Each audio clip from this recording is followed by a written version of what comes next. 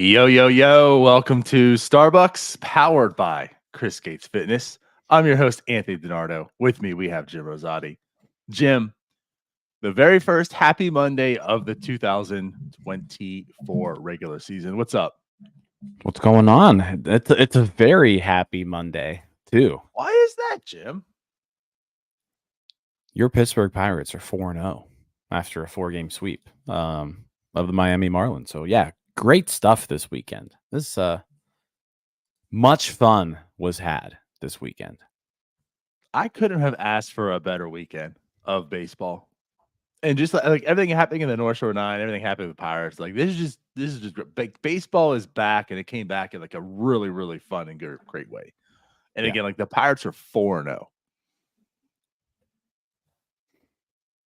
Yeah. And it's the offense. Really, we talked about on the post-game show last night with Doug. You're getting contributions from almost everyone on the roster. Almost everyone. Like, Even probably, Williams. yeah, I mean, even Alika Williams. Yeah. I would say maybe not Andrew McCutcheon. He was like the one person, but he also walked a lot. So, I mean, he contributed in his own different way. Jack Sawinski got an RBI. So even like the two really struggling bats still have contributed in some capacity these 4 games. Yeah, I mean, you could say every single person on this roster, other than Bailey Falter, has like really helped this team win. Yeah. Yeah. Yeah. No, honestly though, like it is kind of funny, but you're right. The offense has like the best way to put it is like they just keep finding ways to win. And they've come back, like this team has come back twice. Like there was 4 games, 2 of them they had the lead handily, and they kept it. And the other 2, they were down, and they were down quite a few, I think 5 runs in both, right? At one They were point. down, Or like, it was a significant comeback 4. both games. The I first don't know game if might it have was been 5. 4. Yeah, I don't know if it was 5 the first time, but Okay. I think the first one might have been 4, but at either rate, they were down significant runs, like you mentioned, and they came back in both, extras in both as well, and they won. And so, like a few things, and then it's all small sample. But this Pirates team that all of us watching this show right now or talking on this show right now are accustomed to are a Pirates team that just aren't equipped to come back from deficits like that. And the other thing on that is this is a Pirates team that you've seen time and time again lose in extras. Like they don't win. It goes in extras, call it a day, they lose. They negated both of those. They came back, they won in extras every time. Like they won 4 games doing it in different ways. You had the home runs, you're just hitting like the bunts, the just everything. They just found ways to win. Got to be excited. yeah, and as far as lost my train of thought here, but it's early. But no, you're right. Like you're right. It's they did things that you're not really used to them seeing. The extra inning wins is a huge example. Like I can't recall 2 extra inning wins in a row. Like typically they'd get into extra innings and it would just be a disaster. I think the reason why you've seen these comebacks, yeah, the offense is doing what they need to do. But another piece that we talked about all off season long, the bullpen, right? And then coming out of spring training, we were a little worried because Colin Holderman's on the IL, Dowry Moretta lost for the year, Carmen Majinski's on the IL. So you lost 3 pretty key pieces to that bullpen. And so that depth, that really deep bullpen that we had, you're like, ooh, this one's not quite what we envisioned it would look like. But the bullpen this weekend, all 4 games, they really, really stepped up because the Pirates, when they did get behind, that bullpen just shut things down and said, "Hey, you know what? You're ahead right now, but we're not letting you score again." And just an outstanding job from the bullpen, really top to bottom. Uh, every single pitcher out there contributed to these 4 games, and like I said, bullpen was a huge part of that. Luis Ortiz 4 scoreless out of the bullpen. Josh Fleming 3 1/3 scoreless. Hunter Stratton 2 1/3 with his first career save. Ryder Ryan getting a win. Like it was those other people too who you weren't expecting, like Fleming, Stratton, Ryan, Jose Hernandez, who wasn't even on the team originally. He comes in and has a huge save on opening day. So yeah, it was the guys who you expect, right, to perform well. Like Aroldis Chapman had a great series. Bednar again gave up the blown save on last night, but pitched a scoreless inning on Saturday. It was all the other guys though. Each and every person contributed out of that bullpen. So it was a really good job by that unit in particular, because they really made sure that when the Pirates got down, they gave them the chance to come back. 100% accurate. And that's what I wanted to say. You're talking about all the injuries, and I wanted to allude to. And then the thing is, we weren't sure about David Bednar. Like, he was on the roster, opposed to the other three that you mentioned, but we knew about the injuries. And then game one, we were told he was unavailable. So it's like, oh, what's going on with David Bednar? But right, you're right. With like the ironic part is the depth was lacking. The one guy that you knew you could trust on, David Bednar, is the guy actually looked the worst per se of the group, which was okay. Like it didn't hurt them. They eventually won and such, but he did give up the home run. Now I'll say this: like, he looked good actually. He gave up the one home run, so Yeah. like there's a mark on his record that shows one earned run, but he did look good. Also, a really good thing because we're questioning his health. He looks good, but he does give up the run. Josh Fleming, the other guy who gave up the run, but also looked pretty decent in his outing. Did what he needed to do, like his 3-out save, which also, like, he probably just was used a little bit more than he'd want. But yes, like, shout out to that bullpen, because a lot of unsung heroes this weekend in that bullpen. And I don't know. Again, it's 4 games. It's quite early. All you can do is judge off what you've seen, but there seemed to be some confidence there. And now, granted, again, it's a Miami Marlins lineup. Wasn't the best, but like Hunter Stratton, he was your dark horse. He's on the club. You know what? Hunter Stratton kind of looks pretty good. Ryan Baraki still looks pretty good. Ryder Ryan, I don't know. Maybe there's something there. He looked kind of good. So there's still Carmen Majinski, who's Derek Shelton said should be coming back shortly. There's Carmen Majinski, who, was working in AAA for rehab start or outings. So, like, reinforcements are coming. Jose Hernandez already optioned down with Romanzi coming back from paternity. I think you're like you witnessed this weekend what that strength of the bullpen is. And that's good. Yeah, it's very, very, very good. And it sounds like Holderman made a rehab appearance down in Indianapolis. Carmen Majinski, reports are that he's going to start pitching in games here soon as well. So bullpen's looking good, and reinforcements seem to be on the way. Hopefully, not too far out. Right. Yeah. All right. And again, like, back to the offense. Yeah. 3rd most hits in Major League Baseball right now. I don't know, man. Like, Brian Hayes, let's talk about that. I just want to mention him again. He has multiple hits. He has 2 hits in every single game. He has 8 hits on the season. 4 games, 2 hits apiece. Since August 2nd, right, coming back from the IL, he's batting .311. Like, this dude, I don't know. I'm afraid to jump the gun. I'm just so afraid. I've been trying to bite my tongue all spring, but like saying the hopeful things. But like, we are in the regular season now. Granted, it's now just April 1st, but it is 4 games in regular season. Yes, it's the Marlins pitching. Like, there's all these things you can take away, but he just looks so damn good. Yeah, and he's walking, he's striking out less, putting the ball in play, hitting the ball hard. Coming up with timely hits too. 4 runs batted in too by Hayes. Like, he was coming through in clutch situations with runners on base. He, like I said, 4 runs batted in for Hayes, 5 for Reynolds. So that middle of the lineup, it was frustrating, especially that first game. I think they went like 2 for 15 or something like that with runners in scoring position. Like, it was pretty rough. Yes. But later on as the series progressed, there were some big timely hits throughout the whole series, and then like I said, just great at bats being taken kind of up and down the lineup. I mean, you look at the walk rate by everybody, and there's 1, 2, 3, 4, 5, 6, 7, 8, 9 players. Again, very small sample size, but there's 9 hitters right now with a double-digit walk rate on this team. Strikeouts were a little out of control a couple of the games too, but they put up some runs. Like, they didn't score less than 6 runs in any of the games. And we talked about how, like I said, the pitching is a little suspect. They're starting pitching, and we'll, Keller didn't look great. Jones looked great. Perez only gave up a run, but he only went 4 1/3.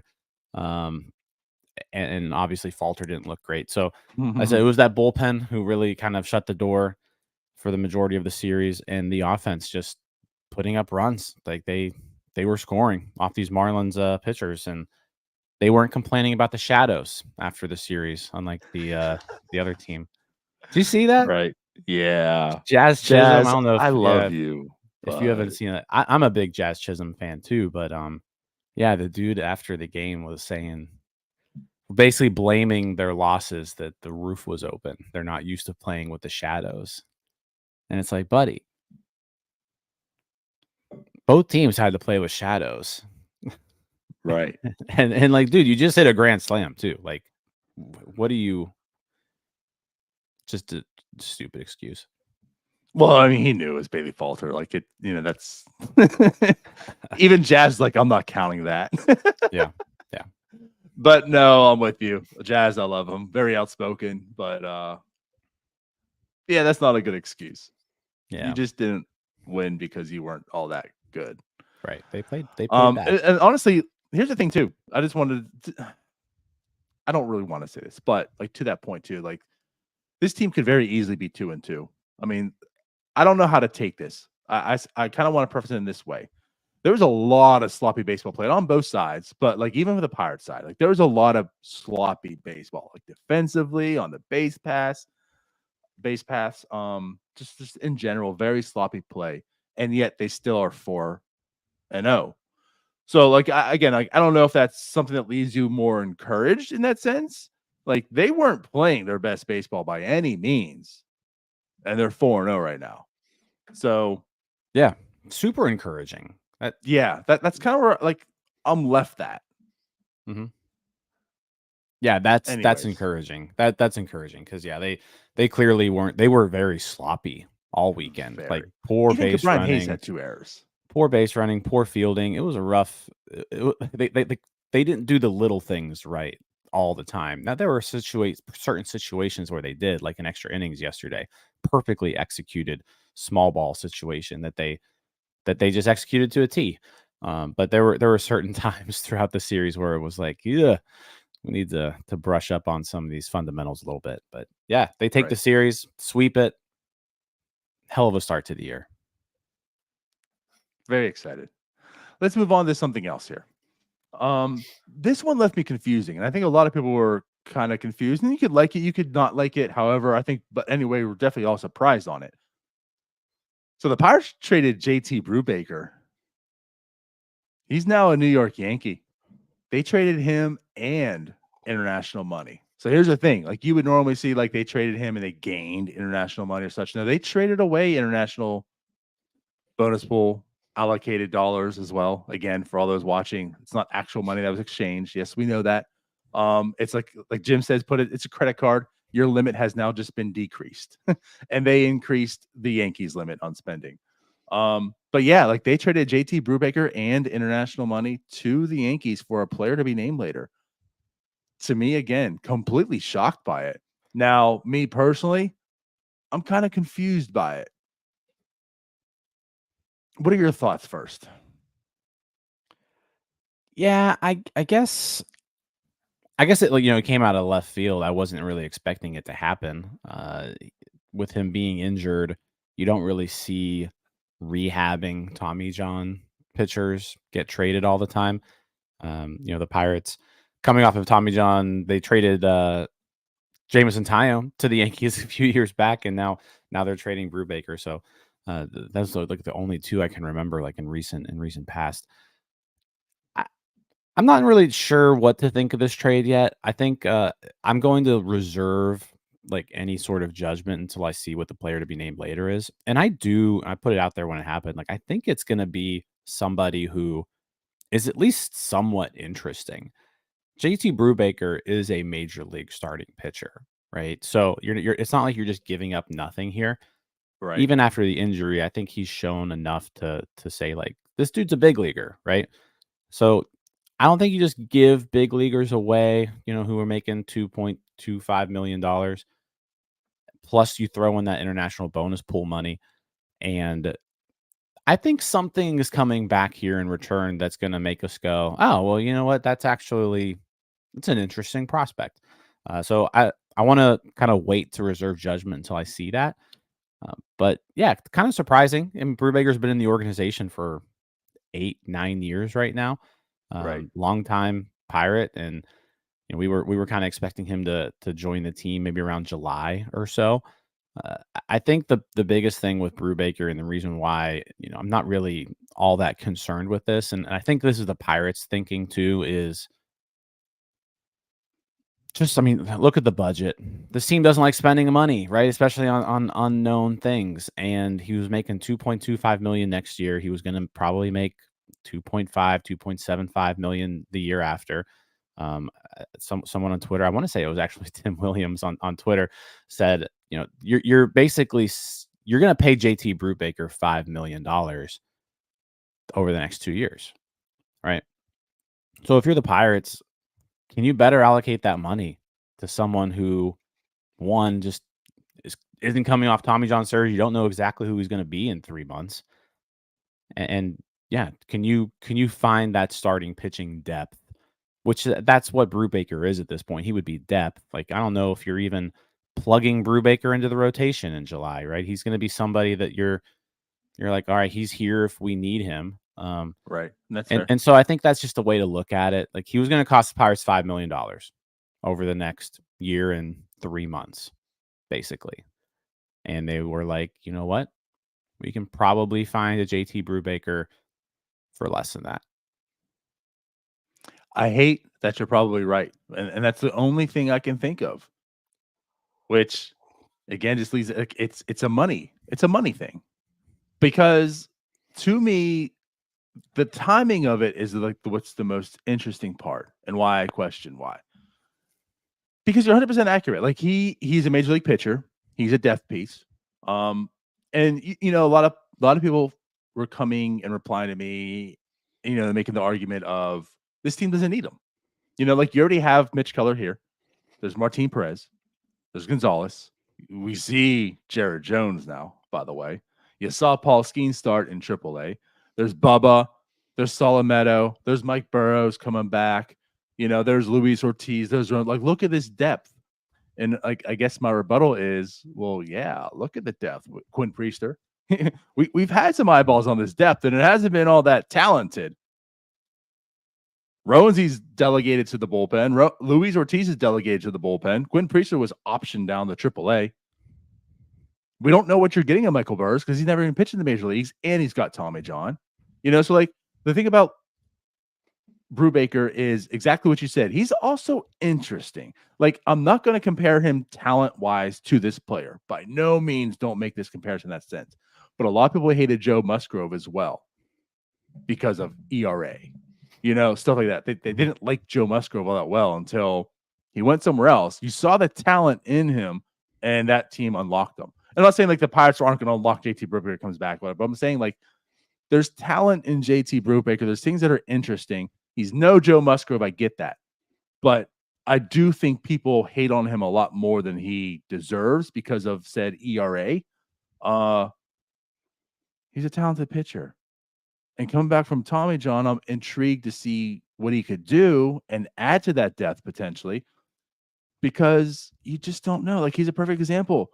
Who's next to get Tommy John? Like, him and Michael Burrows were kind of being counted on last year, and they were out because of Tommy John. Dauri Moreta's already out this year for Tommy John. Like, what if somebody's next? What if someone has a shoulder injury? What if, like, what if? And my thing is, like, you can make, like, if you want to trade them, then find out what you have in July. And if at that point you have the depth, then trade them. But I just feel like there could be potential where you need a JT Brubaker, and now you have to trade for it when you already had it, and it was just $2.25 million. Maybe that pitcher that you're getting is more expensive. Who knows? So that's just where I'm at. The timing of everything is interesting to me, but I'm not here to say right or wrong. I need to see the return also. The fact they had to add international money to it tells me exactly what you're saying, and also Ben alluded to it, that there's gonna be something of intrigue to this prospect. So I guess like once you find out who it is, then we could of course make a better sound judgment on this trade. But again, to me, the timing of it is what was interesting. So all I can think of is money, like you said, and or there's a guy they really, really want. Here's an opportunity to get him. Yeah, I think it's probably going to be more the former, but I do think they're going to get a decent piece in return. And Ben Cherington did say that on his radio show yesterday, that he expects something significant in return. So yeah, we'll see how that turns out. There it is. All right, so cool. We'll find out. But again, very interested on the timing of it. Speaking of timing, it's 7:24, and Jim, we have a brand new segment. We do. Before we get to that segment, though, real quick. Yes. The show, as always, for the entire season, powered by Chris Gates Fitness. Chris is a huge Pittsburgh sports fan, friend of the show, works with me, just doing a great job kind of holding me accountable to my goals. But he works with people all over Pittsburgh, all over the world to build muscle, burn fat, and improve health and fitness. The goal with every person he works with is to make progress while learning how to sustainably manage your diet and exercise routine for life. Chris just recently last week launched a really cool resource that can help to start making progress immediately for you. It's his free calorie calculator, which will tell you exactly how many calories, protein, carbs, fats to eat based on any fitness goal you choose. All you've got to do is enter a few basic pieces of information about yourself, and the calculator does the rest, making it easy to simplify one of the most complicated aspects of fitness, which is your diet. It's completely free to sign up if you sign up for his mailing list. So head over to chrisgatesfitness.com/newsletter. Again, that's chrisgatesfitness.com/newsletter to sign up and get your free copy. And what's great about that is now you get to fit in all the Permane sandwiches you're going to have. Yeah. To be able to still achieve the goals that you want. Yep. Chris is going to have to do maybe some tweaks there to account for all the Permane sandwiches everybody's going to be eating this summer. Right. Because again, and as he said on Twitter too to us, like the Pirates aren't losing. They're not losing ever again. Yeah. So back to what we're alluding to though. Brand new segment. Should we bring on our guest? Let's do it. Let's bring him on. So what you're going to see every single Monday going forward, Anthony Murphy. Here's our new segment, StarBucs on Deck, because we have Jim and I doing StarBucs, and Anthony Murphy from Bucs on Deck is joining us. We're going to talk some prospects. Let's go. What's going on, guys? Hey, good morning. Bright and early. Oh, are you already regretting the decision? I probably give it about 11, and I'm sure that's where the regret's going to kick in. Yeah. So, but no, thanks for a power nap before the Pirates game. Thanks for hopping on here. So, always want to just kind of recap the week with prospects on this show, and you know what, we pay attention to the prospects, but I mean this is really your lane here, Murphy. So let's kind of just do a quick recap of the weekend, maybe a look ahead to next week. I think the thing everybody wants to talk about, you know, I saw him on Saturday, gave my thoughts on him. We've got a video up on YouTube where it's 5-6 minute clip of just my thoughts on Paul Skeens. But you watched the game as well, so I mean, what are our takeaways from Paul Skeens' first 3-inning outing as a professional? So that was pretty electric. I mean, I guess you can speak to just how electric it was. You were there, but I mean, it was kind of like everything we were hoping for, right? I mean, I think Nola did bring this up though after the game on Sunday. We were starting to question just how good like Louisville was, because like I'm sure we'll get to Priester, but like Priester's not known for as a big swing and miss guy, and he was racking up the swing and misses there. So we started questioning just how good Louisville was, and we kind of had to circle back to Skeens' start. But I mean, he averaged 100 miles an hour with the fastball, played really good up in the zone. Got it. Was it 6 swing and misses with the fastball? Looked good. Looked exactly what you wanted. Now I guess the next step would be getting to start stretching them out longer. So.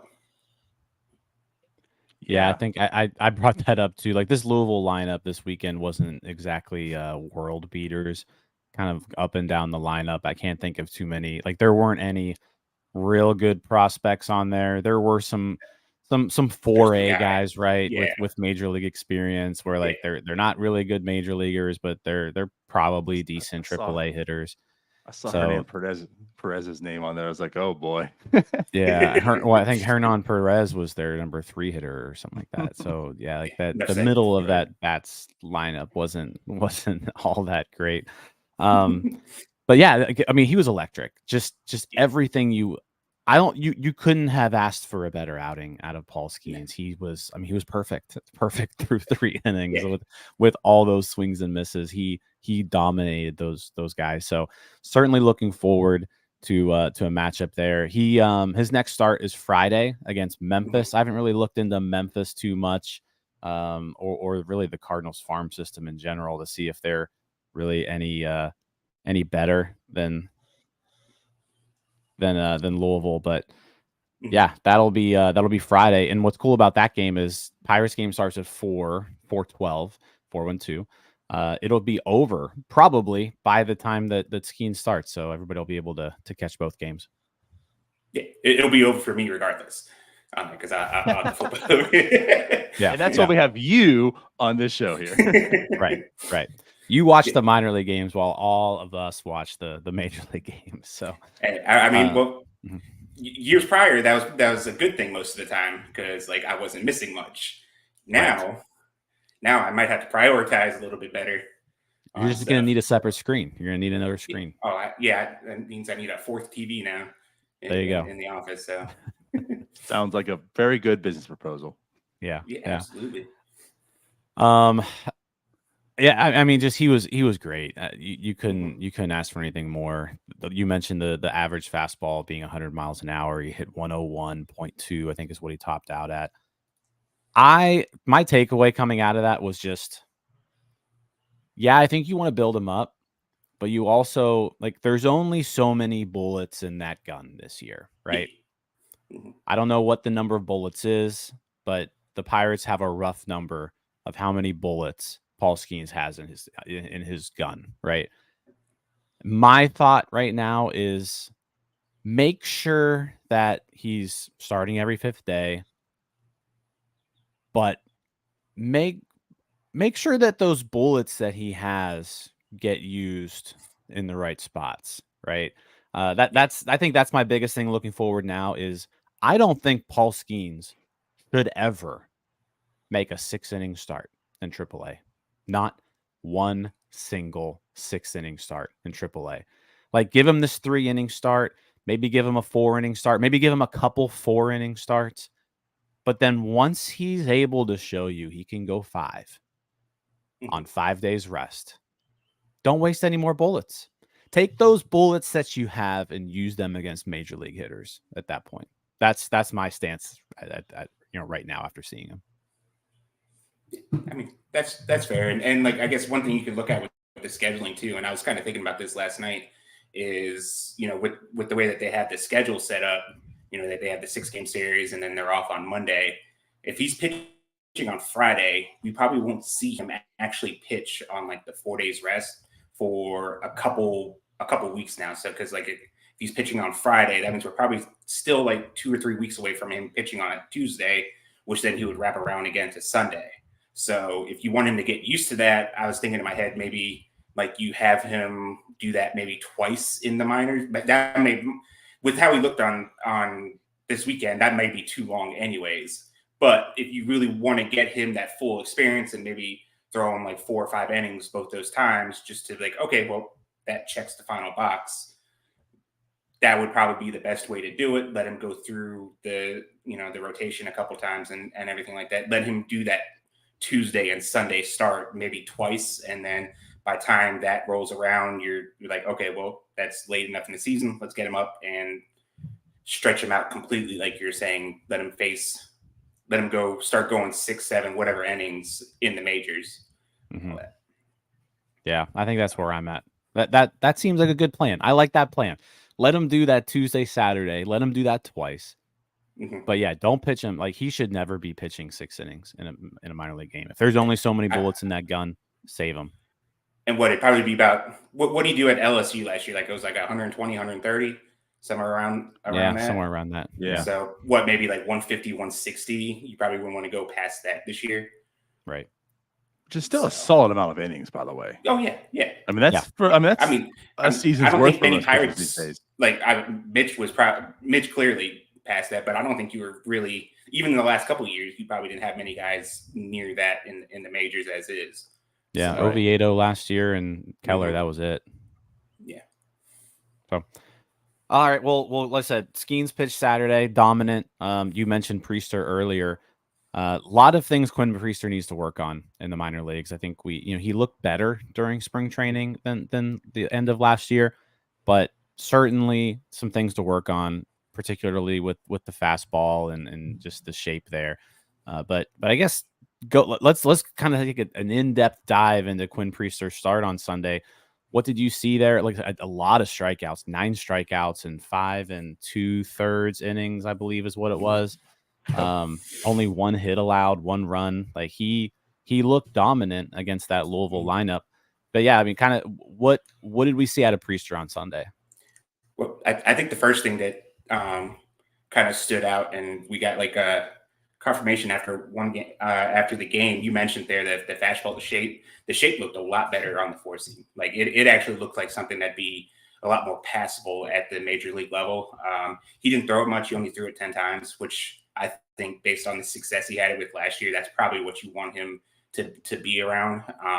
Picked up a couple whiffs with it. He was mainly a sinker slider, which I think those are his 2 best pitches. So like I think if you look at his breakdown of his start and you look how he used all his pitches, when he used his pitches, this is the exact blueprint that you're going to want to see from him the rest of the year. And like I said, mainly sinker slider, mixed in the curveball too. Got up to 96 with the fastballs.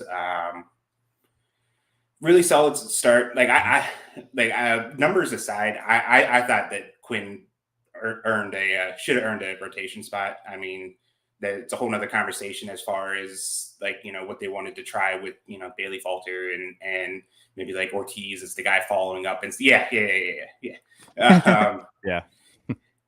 Sunday started out as one of those times when I was saying, it's like, well, it's a good thing that I'm watching this minor league game and you guys can have fun with the major league one. That changed quickly. Yeah, gee, thanks. Mm-hmm. Yeah.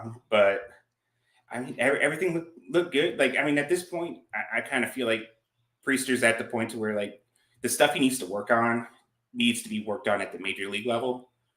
Better command in the zone, that kind of stuff, facing a major league lineup the second and third time through, all that kind of stuff. He's not really going to work on that he's not going to really accomplish that in AAA. But I guess if you're going to be there, this is what you're going to want to see from him. So he had like 20 whiffs total. Like I said, he's not a big swing and miss guy. So that's why we kind of brought up how good the Louisville lineup is. But I mean, if he's throwing the sinker, commanding it in the zone, the slider, it's been incredible watching, because like when he first entered the system, it was the curveball, and then he added the slider, and just watch how that's slowly grown into just like his go-to out pitch. Mm-hmm. And now to where like he's a actual sinker slider guy. I think it fits perfectly for the Pirates in the back of the rotation. It's just let them do whatever experiment they want to do in the majors. Once they get that out of their system, I think Quinn just kind of slides perfectly in there, and we get to actually see if he can make the adjustments to be a major league guy. No, great stuff. Indianapolis has, like I said, the 6-game series against Memphis, and then also Altoona, Greensboro, Bradenton all open up this week on Friday. So this weekend will be the first time where pretty much the entire organization is playing. So I guess real quick, what are you looking most forward to this coming week? I mean, outside the Indianapolis games, but with the other affiliates starting this weekend. I think the thing that will be interesting to kind of see, obviously Altoona's rotation, even though Skeens isn't there, still has a really good potential to be a really good rotation. I think another thing too is Tamar Johnson has been playing a lot at Pirate City with like the AA team, so it'll be interesting to see if that's where he gets assigned to. Okay. I don't know where something's like, well, we're going to try you here, and then we can always kind of just send you to Greensboro if we're not liking what we're seeing. But that infield becomes even more interesting. Should he make the team? Really, yeah, I guess if he goes like to Altoona, yeah, I guess if Termar's in Altoona, then you're looking at Termar there. You're looking at Chang there, and then you're looking at Brannigan. And Brannigan. Yeah, it's a nice little Altoona. Yeah, pretty good infield. Looks like Seth Beer probably is going to start in AA too. So I mean, I guess that's a pretty good AA infield then at that point. He should rake. he should rake in AA. Yeah. Yeah. So, but AA seems like even the outfield too potentially has some like fringe guys that can kind of go either way at this point. You know, if a couple things fall into place, then they're interesting guys at that point. So yeah, good, really good stuff. Well, let me ask you this too. So as the season's kicking off, who right now is like your dark horse as far as prospects who you're interested in that no one's really talking about that you might see like make this jump this year? So one guy that like he just popped up on Pipeline's top 30 for the Pirates, and it's a guy that I was he probably starts the year in Bradenton again, but I've been a really big Omar Alfonso guy. Great defensive catcher. They really signed him as for his bat originally, and he just kind of grown into like a really solid catcher. Spent some time at first base too, just to keep getting the bat in the lineup. At 19 years old, his exit velocity numbers were pretty intriguing. He also chase rate was really strong. The contact rates were really good. There's just a lot of like little pieces there that like, okay, let's get him there over a full season and kind of just see, let's see another year getting older, another a little bit stronger and stuff like that. And definitely a guy was interesting to watch, especially late in the season. Okay. Yeah. So one of the few guys in Bradenton who didn't strike out 30% of the time. Yeah. Yep. I can see why you attach yourself to him then. Cool. No, I like that. So yeah, obviously again, like this week, everything's gonna be kicking off. I love this segment. Just like Jim said, we talk about it, but like there's no one better than you right now to really talk about this stuff. Pick your brain on these guys. Yeah, like that Quinn Priester start too had me thinking. I mean, everyone was talking about Jared Jones, and it's like he had 20 plus whiffs too, and it's like, oh, Quinn Priester just did that also. So yeah, that's got me looking because we watched Bailey Falter have to pitch on Sunday also. So maybe Quinn Priester could maybe get up there and start performing at least better than Bailey Falter. But yeah, caught my eye. But like you said, maybe it's just more of the bats than Quinn Priester. We'll find out. But at any rate, no, this is awesome. I appreciate all your insight here and talking some Pirates prospects. Yeah, man. Yeah. So nice. StarBucs On Deck. Tell everybody where they can find you, Murphy. Obviously I'm on Twitter a lot at @_Murphy88. Go to Bucks On Deck Substack. We have 3 articles generally a day. Like a little bit of like a rundown of everything that happened yesterday. Like our daily feature, and then a game day article if you guys want to come in and just chat about the game and stuff like that. So good stuff. Great stuff. Yeah. Thank you, Murphy. No problem, man. No problem. Thanks for having me. See you next week. Appreciate you joining. All right, man. Bright and early. We'll have more stuff to talk about next week too. We'll have all 4 teams to talk about. So should be fun. Looking forward to it. Look forward. All right. Cool. See you, man. All right, man. Bye. Good stuff. So, yeah. Skeens, Quinn Priester, very encouraging outings by both. Yeah. So, love to see their next one. Yeah, I'm excited too to have Murphy on board this year, given those prospect updates. Like I said, we pay attention, but like that's his like he pays attention. He loves that stuff. So Right. no, so we appreciate him. That should be a super fun segment For sure. So, I guess the last thing on our list today, let's preview this upcoming series a little bit. So obviously the Pirates swept the Marlins 4-0. They now go into DC. They play today. They're off tomorrow, and then play Wednesday and Thursday against the Nationals. I guess I just want to start off on this. The Nationals probably aren't any better than the Marlins. So that's a good thing. Now, as far as pitching goes, the Pirates are going to have, well, today it's Perez. Oh, no, today's Gonzalez. They'll have Mitch Keller and Perez line up. So I guess like the more veteran pitchers will be pitching for the Pirates. We see how their offense is right now. The pitching isn't all that great for the we knew it wasn't good for the Marlins. It's not all that great for the Nationals either. So, Jim, what are you taking away from the series upcoming from this Pirates team? Yeah, I mean, if anything, the Nationals are worse than the Marlins. I mean, I think the Nationals are neck and neck with the Rockies. Probably better than the Rockies, but they are the clear second worst team in the National League. I think just looking at the roster top to bottom. They get Mackenzie Gore today. They get Trevor Williams on Wednesday, the National starter. Oh, buddy pal, Trevor Williams. And then Josiah Gray, the starter on Thursday, who Josiah Gray got really roughed up in his opening day outing. I feel like we haven't seen much of Mackenzie Gore. I'm trying to remember if we faced him at all. Obviously former top prospect. He shipped over to Washington. He was in part of the Soto trade. So big piece of that. Looking forward to kind of seeing what he looks like. But again, the Pirates have been able to really, really put it on some left-handed pitchers so far. I think we kind of looked at the 5 starting left-handers to begin the year, and we're like, that's no good, because that means, all of our strong side platoon guys have to sit. And so far, the offense has just smacked these guys around. So let's see if we can go to 5-0 against lefties. That would be pretty awesome. But yeah, I'm looking at this Nationals team. I'm looking at these pitchers. Like the Pirates should take 2 out of 3 this series. Like the Pirates are the better team, despite being on the road. They should be able to handle the Nationals.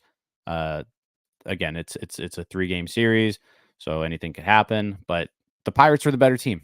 Like plain and simple. Better lineup. Better pitchers, better bullpen. They are the superior team here, which is nice to say for like clear cut. The Pirates are 100% better than the Nationals. Yeah, I know that. I'm absolutely with you. And you talk about the Marlins, and it's like, on paper and before all the injuries, the Marlins were clearly better. Now the Marlins have been decimated with injuries, and their pitching staff definitely took a hit. But you're like also still correct. Like even with the hit and the players that are on the Marlins currently, still better, especially like looking at even the lineup, I mean, like there's still Jazz Chisholm. You saw Berger actually like tore up the Pirates series. Bell's there. But like with this team, like CJ Abrams, young prospect, some intrigue there. Jesse Winker, like he's a major leaguer. He's been around a little bit, but like he's a pretty competent major leaguer in a sense. Keibert Ruiz, Lane Thomas, like Joey Gallo's there. Now Joey Gallo's gonna do well for these pitchers. I think Mitch Keller might eat Joey Gallo alive a few times, which would be good because Mitch Keller getting back his confidence, like getting back from the start that he had in Miami and having a good start here at the Nationals could do pretty well for him. Not that he really needs it, right? I think he's in a good space anyways. He's a very good pitcher at this point. But this lineup could do him well, get him back on track. And then like you look at the pitching side again, like this isn't the knock him, but like Trevor Williams is going to make his next start. It's not all that good. Now it's funny is I'll say this: the Pirates are going to miss Patrick Corbin, but that's also probably pretty good because Patrick Corbin's pitched very well against the Pirates in recent years. Yeah, ironically, that's wild. Like he's been so bad here lately. But yeah, like missing Patrick Corbin this turnaround is a good thing for the Pirates because he just eats this team up for some reason. You mentioned Gallo and Winker. The other thing too the Pirates have going for them is they've got 2 lefties going this series. So you're probably missing Gallo and Winker and maybe even Rosario for a couple of these games. So instead of those guys, you're facing Victor Robles, who we've seen many years of Victor Robles. He's great defensively, but the dude can't hit really. Right. So, yeah, it's gonna be a fun series. I'm looking forward to it. I think the Pirates should handle these guys. Again, a sweep would be pretty awesome, but at least 2 out of 3 is certainly in the cards here. Marco Gonzalez making his first start for the Pirates too. I'm looking forward to that because he did not look good this spring. Like he was kind of the one guy out of those 4 starters, that we let's leave Falter out of this, but like Gonzalez didn't look good this spring. So like, how's he going to actually look in a real regular season game that counts? That'll be something I keep an eye on. Yeah, very, very good there. Again, spring doesn't really truly matter, but he was like Martin Perez looked good, and he looked pretty good his start, in the majors for the Pirates the first time. So right, it'll be kind of interesting, like who's the guy that comes out of spring with Marco Gonzalez. Luckily, he doesn't have a major test in the Nationals to get him ready. So there's part of that. But yeah, so I mean, we talked about the bullpen. The bullpen looks so good right now at this point in time.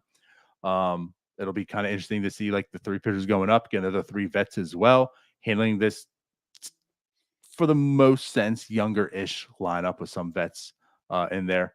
And yeah, I mean, talk about the pitching. Anthony Murphy said it. Gore and Gray solid enough to give problems. I mean, they're young, talented arms, but again, we as Pirates fans have watched the team for so long. Enough about young, talented arms, right? A good veteran, good lineup come in and easily handle that. So yeah, I think those are 2 like I'm fearing the most in that sense. And again, Trevor Williams in the middle of there. We kind of know what Trevor Williams is as well. Very pedestrian. He's still a major league pitcher. He's on the Nationals this year now. Barely. But he's clinging on. He's clinging on. That's fair. Absolutely. Yeah. But right. So I think as well, like this is kind of cool for the Pirates because they went to Miami, swept them, now going to the Nationals. I think, like you said, like there's certainly reasons to believe like they could easily go 2-3. So coming out of that to face the Orioles, potentially being like 6-1, be pretty huge. I mean, that's what we're looking at. Yeah. If you take this series, you're 6-1 going into the Orioles, and then that's just a World Series preview at that point. You're right. I forgot about that. In a packed PNC Park. Yeah. Yeah. So yeah. I'm looking forward to actually facing some righties though too. I would like to get Jack Sawinski some bats. He was kind of my pick to be an all-star this year, and we haven't really gotten to see him a whole lot. So get Jack Sawinski some at-bats against some righties. Get Rowdy Tellez some at-bats against some righties. You saw just yesterday in the game, right? Against the starter, Rowdy went 0 for 3 with 3 strikeouts. Righty comes in, boom, 3-run homer, right? So right. Let's get Rowdy some at-bats against some people he can succeed against. Same with Jack. Yeah, kind of looking forward to maybe a more normal looking roster. Like let's see O'Neal Cruz at leadoff instead of like that 6th in the order. So looking forward to that kind of stuff today. And yeah, I'm with you. And then also Kutch was out for 2 games, hoping maybe he comes and returns back to the lineup. And part of your over under you mentioned, which I didn't even realize, like he, I guess, rakes against the Nationals in Washington. So having him come back potentially today. Yeah, career 981 OPS against the Nationals. There you go. For Andrew McCutchen. So yeah, number 300 coming this series. We'll find out. Could happen. We'll find out. All right. Well, I think that pretty much wraps everything up So with that said, Ryan and I will be on the post game today, powered by Permane Brothers. So let's go Bucks, right? Let's get the fifth win today. Let's keep it rolling. I hope so. All right. Let's get out of here. Appreciate you all for watching. We'll see you later today. And of course, tomorrow, or no, we're off tomorrow, then back Wednesday. So bye-bye. See you guys. Hey, you all. Thank you for watching. I know we try to provide the most entertaining content that we can, and we'd love to spread it to as many people as possible. So I know it doesn't seem like a lot, but if you could take the 5 seconds to like this video and subscribe to the page, it helps out so much more than you know. Thank you, and let's go Bucks.